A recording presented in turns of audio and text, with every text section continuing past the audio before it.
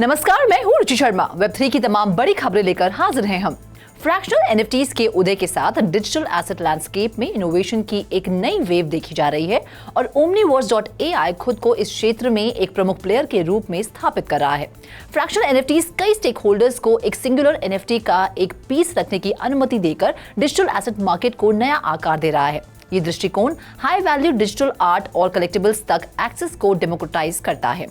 Omniverse.ai ने इस concept को कुशलता से एकीकृत किया है, एक ऐसा प्लेटफॉर्म पेश किया है जहां उत्साही लोग NFTs के फ्रैक्शनल ओनरशिप को सीमलेसली ट्रेड कर सकते हैं।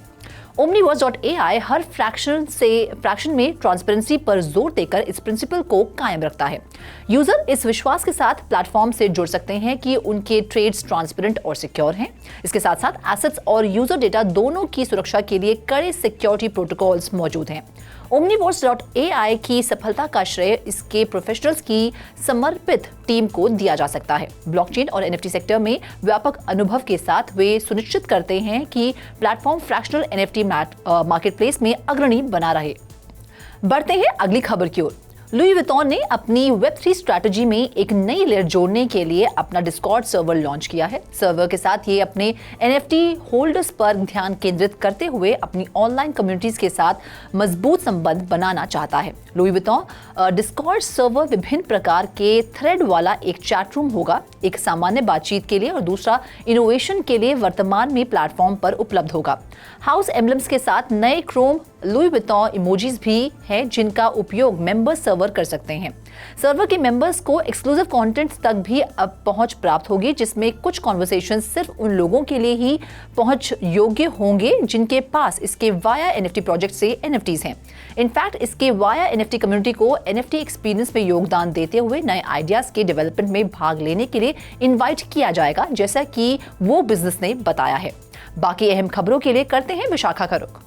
मेटा प्लेटफॉर्म के चीफ एग्जीक्यूटिव मार्क ज़करबर्ग ने बुधवार को रे-बैन स्मार्ट ग्लासेस की एक न्यू जनरेशन लॉन्च की, जो कि सीधे फेसबुक पर स्ट्रीम हो सकती है। साथ ही कंज्यूमर्स के लिए नए AI प्रोडक्ट्स और एक अपडेटेड वर्चुअल रियलिटी हेडसेट, एक इमर्सिव मेटावर्स बनाने की कंपनी के प्रयासों के सभी एलिमेंट्स हैं। ज़करबर्ग ने कहा कि मेटा के रे-बैन स्मार्ट ग्लासेस की न्यू जनरेशन की शिपिंग 17 अक्टूबर से शुरू होगी, जिसकी कीमत $299 होगी। डिवाइस में एक नया मेटा AI असिस्टेंट शामिल होगा और यूजर्स जो भी देख रहा है उसे सीधे फेसबुक और इंस्टाग्राम पर लाइव स्ट्रीमिंग करने में सक्षम होगा, जो पिछली जनरेशन की तस्वीरें खींचने की क्षमता से बेहतर है।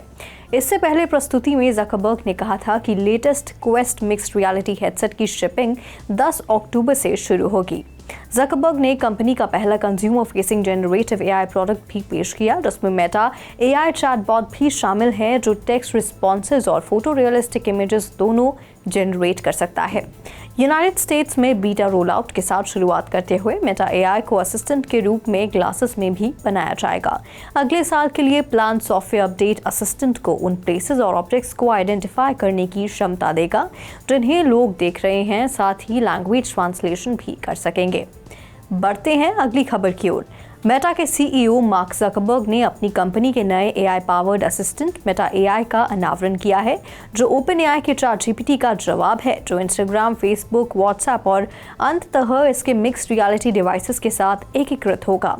27 सितंबर को मेटा कनेक्ट इवेंट में बोलते हुए ज़करबर्ग ने बताया कि मेटा AI कंपनी के लार्ज लैंग्वेज मॉडल लामा 2 द्वारा संचालित है और यूजर्स को इंटरनेट से रियल टाइम इंफॉर्मेशन तक पहुंच की अनुमति देने के लिए माइक्रोसॉफ्ट बिंग के साथ पार्टनरशिप में बनाया गया है।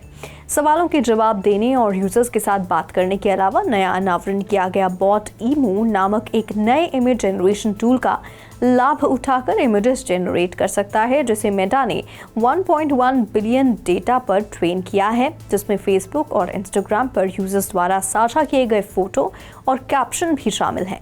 कंपेटिटर ChatGPT से मेटा AI के डिफरेंस के मेन पॉइंट पर ध्यान देते हुए ज़करबर्ग ने कहा कि one size fits all chatbot बनाने के बजाय मेटा की व्यापक रणनीति अलग अलग यूज केसेस के लिए अलग अलग AI प्रोडक्ट बनाने की थी। Over to you Roshni.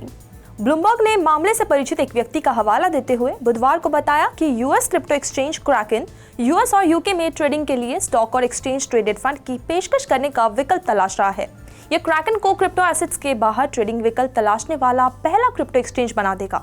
Bloomberg ने बताया कि वो 2024 तक ये सर्विस शुरू करने की योजना बना रहा है। बैंकरप्ट क्रिप्टो एक्सचेंज FTX की यूएस आर्म ने अपने यूजर्स के लिए स्टॉक ट्रेडिंग की पेशकश की थी। रॉबिनहुड और वेलसिंपल ट्रेडिशनल ट्रेडिंग प्लेटफॉर्म्स में से है जो वर्तमान में कुछ क्रिप्टो टोकन की ट्रेडिंग की पेशकश कर रहे हैं। व्यक्ति ने ब्लूमबर्ग को बताया कि एक्सचेंज की योजना एक नए डिवीजन क्रैकन सिक्योरिटीज द्वारा निर्मित सर्विस का उपयोग करने की है, जिसने पहले ही यूके में आवश्यक रेगुलेटरी परमिट्स हासिल कर लिया है और अभी तक यूएस में अप्रूव नहीं किया गया है। तो आज के लिए बस इतना ही। ऐसी वेब3 से जुड़ी खबरों के लिए देखते रहिए 3TV। ऐसी और ज्यादा अपडेट्स के लिए हमारी वेबसाइट www.3versetv.io पर लॉग ऑन करें या फिर स्कैन करें हमारा QR कोड। Thank you.